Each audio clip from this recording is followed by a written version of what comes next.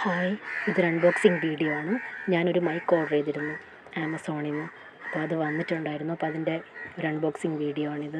അപ്പോൾ നമുക്കതിൻ്റെ അത് കണക്ട് ചെയ്തതിന് ശേഷമുള്ളൊരു ശബ്ദവും കൂടെ നോക്കാം. ഞാൻ ആദ്യം ഫ്ലിപ്കാർട്ടിൽ നിന്ന് ഒരെണ്ണം ഓർഡർ ചെയ്തായിരുന്നു. പക്ഷേ അത് വയർലെസ് ആയിരുന്നു. അത് പക്ഷേ എനിക്ക് എൻ്റെ ഫോണിൽ സ്യൂട്ട് ആവാത്തതുകൊണ്ട് ഞാനത് തിരിച്ചയച്ചിട്ട് അത് ഫ്ലിപ്കാർട്ടിൽ നിന്നാണ്. അങ്ങനെയാണ് അത് കഴിഞ്ഞിട്ട് ഇത് ഞാൻ ആമസോണിൽ നിന്ന് ഓർഡർ ചെയ്തതാണ്. അപ്പോൾ ഞാൻ ഇതിൻ്റെ ഒന്ന് കണക്ട് ചെയ്തിട്ടൊന്ന് സംസാരിച്ച് നോക്കാം. ഓക്കെ, ഇപ്പോൾ കേൾക്കുന്ന ശബ്ദം ഞാൻ മൈക്ക് കണക്ട് ചെയ്തതിന് ശേഷമാണ്. എൻ്റെ കയ്യിലിരിക്കുന്ന ഫോണ് റിയൽമി C21 ആണ്. അപ്പോൾ അതിന് മൈക്രോ USB പോർട്ടാണുള്ളത്. അപ്പോൾ അതിൽ വയർലെസ് മൈക്ക് കണക്ട് ചെയ്യാൻ കഴിയില്ല.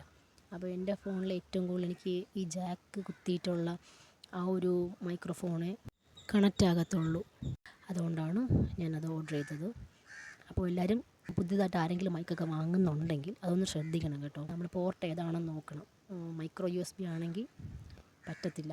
പക്ഷേ ഇപ്പോൾ വരുന്ന മിക്ക ഫോണുകളും മൈക്രോ USB അല്ല, അതുകൊണ്ട് കുഴപ്പമില്ല.